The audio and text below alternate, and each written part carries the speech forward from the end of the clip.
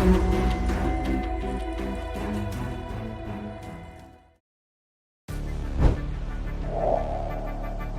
morning, everyone. It's 7:27, and we have a major story breaking at this hour. A 14-year-old girl kidnapped from her home by an intruder during the night in the Federal Heights area. Elizabeth, if you're out there, we're doing everything we possibly can to help you. We love you. We want you to come home safely to us. On the night of June 5th, 2002, 14-year-old Elizabeth Smart was abducted from her home in Salt Lake City, Utah. Elizabeth had been peacefully sleeping in her room when Brian David Mitchell, armed with a knife, broke into the Smart family's home.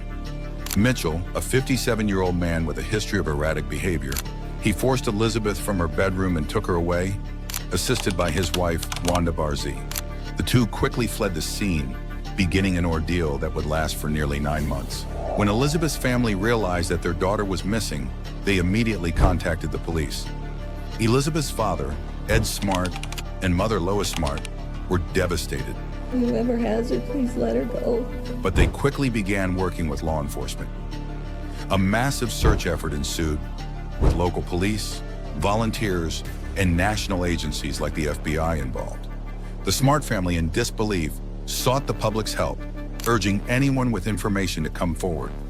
Meanwhile, the case was thrust into the media spotlight, making Elizabeth's abduction one of the most widely covered stories of its time. Special report. We begin today with the statewide alert for the missing girl and the man who took her. Now, the kidnapping happened around 2 o'clock this morning, again, as we said, in the Salt Lake Federal Heights area. Abducted from her bedroom at gunpoint. As days turned into weeks, the public's interest in Elizabeth's case intensified.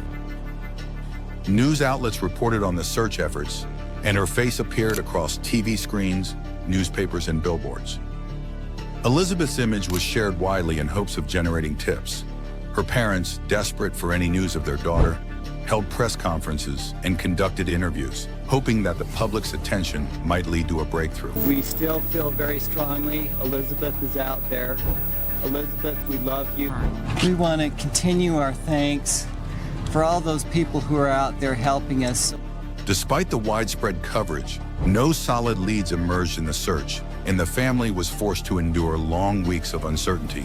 Brian David Mitchell, the man responsible for abducting Elizabeth, had a troubled history. He had previously exhibited strange behavior and had a history of religious delusions. Mitchell believed he was a prophet chosen by God and that he had been commanded to take Elizabeth as his wife. This belief became the core of his actions. Mitchell had a history of failed marriages and mental instability, and his delusions only deepened after he met Wanda Barzee. Together, they devised the plan to abduct Elizabeth, believing it was part of their divine mission. Wanda Barzee, Mitchell's wife, played an integral role in the abduction and captivity of Elizabeth. Though she was not the primary instigator of the crime, Barzee was complicit and assisted Mitchell in keeping Elizabeth under control. Barzee played a significant role in enforcing Mitchell's delusions and controlling Elizabeth's movements. She isolated Elizabeth from the outside world and helped keep her in hiding. Despite her involvement, Barzee's mental state and her own troubled background became central to her later defense during legal proceedings. After Elizabeth was taken from her home, Mitchell and Barzee moved her between various locations to avoid detection. For the first few weeks, she was held in a remote area in the foothills near Salt Lake City. Mitchell and Barzee told Elizabeth she had been married to Mitchell in the eyes of God, and they would frequently move to prevent anyone from recognizing her. Elizabeth's captors kept her hidden and threatened her with violence if she tried to escape or speak out. Despite the ongoing threats, Elizabeth's determination to survive and her longing to return home never wavered. During her captivity, Elizabeth was subjected to intense psychological manipulation. Mitchell constantly reiterated that she was now his wife and forced her to accept a new identity. He told her that they were on a divine mission, and this belief system became a way for Mitchell to exert control over her. Elizabeth was kept in fear, isolated from society, and stripped of any autonomy. She was forced to comply with Mitchell's demands. Brian David Mitchell subjected Elizabeth Smart to daily sexual assaults over the course of 9 months, claiming her as his second wife in a disturbing ritual. His wife, Wanda Barzee, actively enabled the abuse. He stripped her of her identity, forcing her to adopt a new name, wear a veil, and live in constant fear through threats against her family. While she was subjected to severe psychological manipulation, Elizabeth never gave up on the idea of escape. She later shared in interviews that she kept imagining what her family was going through and that one day they would find her. This sense of resilience helped her endure the long months of isolation and manipulation. The Smart family's search efforts did not stop. Despite no solid leads, Ed Smart and his wife Lois continued to speak publicly about their daughter's abduction, never losing hope. They held rallies, press conferences, and appeared on national television, keeping the case in the public eye. Please release Elizabeth. Please let her go. And Elizabeth's parents take us inside their personal torment as they never have before. The media helped maintain interest in the case, which kept Elizabeth's story circulating, and most importantly, kept the pressure on the authorities to continue their search. This public awareness played a significant role in Elizabeth's eventual rescue, as the visibility of the case led to a breakthrough months later. On March 12, 2003, nearly 9 months after Elizabeth's abduction, a critical moment occurred. Elizabeth, now walking in a neighborhood with Mitchell and Barzy, was recognized by 2 women who had seen her face on television. I noticed 3 individuals on the sidewalk, and I said to my husband, look at the way these people are dressed, because they really look different, you know, with their clothing. When they got approximately right here at the driveway, I turned and looked, and he turned and looked at me right in the face. I knew it was him once I saw the face, because it was the same expression I had seen on the pictures on the television. The women immediately contacted the police, who arrived on the scene and took Elizabeth into protective custody. Mitchell and Barzy were arrested shortly after. When Elizabeth was rescued, her family was overjoyed and overwhelmed with relief. The reunion between Elizabeth and her parents was a moment of pure emotion. Ed and Lois Smart embraced their daughter, whom they had feared was lost forever. She's doing well. She's beautiful. She's happy to be home, and we're so happy to have her home. She's doing the things that she should be doing. She could hardly wait for a bubble bath, and that's what she did. And she does it. I said, you can take it whenever you want. You can have as many as you want and as much bubble. The public, too, celebrated the miraculous return of the young girl who had been missing for so long. Elizabeth's return marked the end of a long and painful chapter for her family, but it was also the beginning of a new, difficult journey for her recovery and healing. Following the rescue, both Brian David Mitchell and Wanda Barzy faced legal consequences for their roles in the abduction. Mitchell was charged with kidnapping, sexual assault, and other crimes. His mental state was a key issue in his trial, but he was eventually declared competent to stand trial. In 2010, Mitchell was convicted and sentenced to life in prison without the possibility of parole. Barzy, who had been complicit in the crime, pled guilty to aiding and abetting the kidnapping and was sentenced to 15 years in prison. The legal proceedings highlighted the importance of holding perpetrators accountable for their actions. Since her recovery, Elizabeth has become a passionate advocate for victims of crime, particularly those affected by abduction. She works closely with organizations like the National Center for Missing and Exploited Children, advocating for stronger laws to protect children. Elizabeth has spoken at conferences, appeared on television, and written a memoir, My Story, where she shares her experience and uses it as a platform to help others. Her advocacy efforts have helped to shape policies and raise awareness about missing children and the importance of child safety. Elizabeth's work ensures that the lessons learned from her case continue to help protect children and support victims, creating a legacy of change, compassion, and resilience.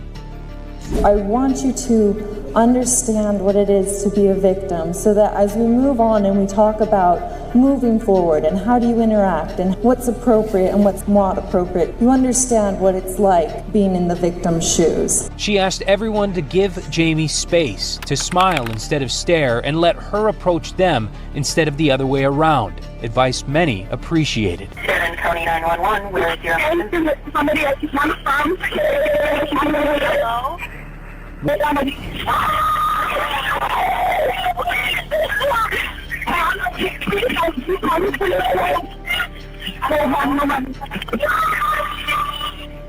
Jayme Lynn Closs was a bright, kind-hearted 13-year-old living in the small town of Barron, Wisconsin. Her parents, James and Denise Closs, worked hard at Jennie-O Turkey Store to provide a stable life for their only child.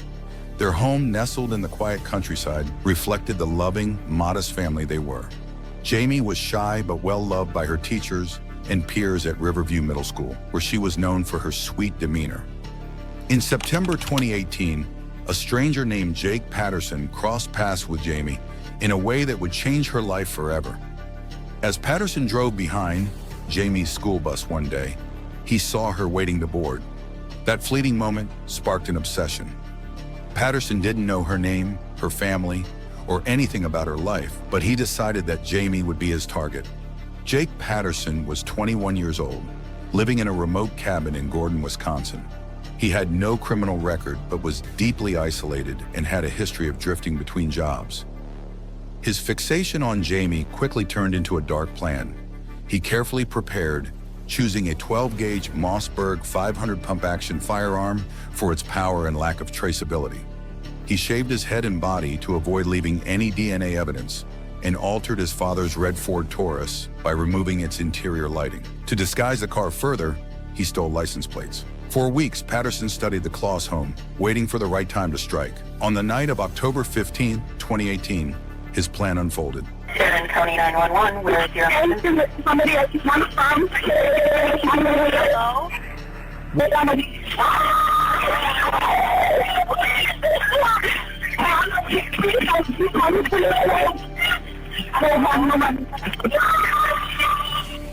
It was just past midnight when Patterson drove to the Closs residence. He parked at the end of their driveway, ensuring his car wouldn't be seen from the road. Armed with his firearm, he approached the house. Inside, James Closs, 56, heard the knock on the door and went to investigate. Before he could react, Patterson fired a fatal shot through the glass panel door, ending his life instantly. Denise Closs, 46, had already grabbed Jayme and taken her into the bathroom to hide. They locked the door, but Patterson was relentless. He broke down the door and found them huddled together. Forcing Denise to bind Jayme's wrists and ankles with duct tape, Patterson then made her lie face down.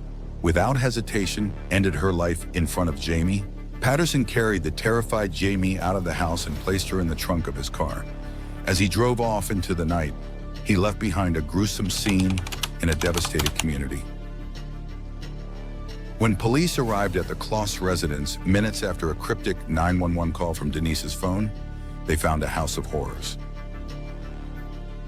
James's was found near the shattered front door, and Denise was discovered in the bathroom, unresponsive. Open door. Somebody's down. Somebody's down. Sheriff's office, who's inside? Watch our asses, John. We got a dead body in this one. We got a body in here too. Dead body right at the front door. Heavy trauma to the face, gunshot, looks like a shotgun shell to the face. There's one shell, expended shell, next to the body. Found another one in the bathroom, almost directly straight back from the front door, in the bathtub, dead. Door's been breached. We're missing somebody. Investigators discovered spent firearm shells, tire tracks outside, and signs of a forced entry. But Jayme was missing, and the search for her began immediately. An Amber Alert was issued, and the small town of Barron rallied, hoping to bring Jayme home. It is day 8 in the search for 13-year-old Jayme Closs. Nearly 1,000 tips and a ground search this afternoon, but tonight, still no sign of Jayme Closs. Weeks turned into months with no significant leads. What no one knew was that Jayme was alive but being held captive in Patterson's secluded cabin. Patterson took Jayme to his cabin in the woods, a place isolated from neighbors and surrounded by dense forest. He forced her to stay under his bed, barricaded by laundry bins, free weights, and other objects. Whenever visitors or family members came by, Patterson ordered her to stay silent, threatening her if she disobeyed. The psychological torment was immense, but Jayme clung to hope.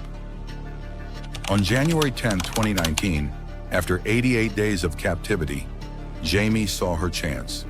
Patterson left the cabin, telling her he would be gone for a few hours. Gathering her courage, Jayme pushed aside the barricades and fled. Wearing only a sweatshirt and leggings in the freezing Wisconsin winter, she ran through the snowy woods until she encountered Jean Nutter, a retired social worker walking her dog. Recognizing Jayme from the widely circulated Amber Alert, Nutter immediately took her to a neighbor's home, where they called 911. No, I don't want to take her out with Douglas County 911. Hi. I have a young lady at my house right now, and she says her name is Jayme Closs. Okay, what's your address? It's in Gordon, Wisconsin. Okay, have you seen her photo, ma'am? Yes, it is her. I 100% think it is her. Okay. The news spread quickly, and police acted fast. Within minutes, they apprehended Patterson as he returned to the cabin. Do you live at the cabin by yourself or what? It's not a cabin, it's my dad's house. Is your dad there or who lives there with you? I live by myself, like he comes by on Saturday. Where does he live at? Oh, so your dad lives there, but you stay there by yourself? Yeah. Is there anybody there? No. He surrendered without resistance. Jayme was finally free and reunited with her family. She provided investigators with a chilling account of her captivity, describing Patterson and the layout of the cabin in detail. Evidence collected at the scene, including the firearm, duct tape with Jayme's DNA, and matching tire tracks, further corroborated her story. In custody, Patterson confessed to everything, describing his obsession and meticulous planning. He showed no remorse. Patterson was charged with 2 counts of first-degree intentional homicide, 1 count of kidnapping, and 1 count of armed burglary. On May 24, 2019, he was sentenced to life in prison without the possibility of parole. Jayme's courage and determination to escape captured the hearts of people worldwide. She became a symbol of hope and resilience, receiving awards and recognition for her bravery. Jayme's survival was nothing short of extraordinary, a testament to the strength of the human spirit.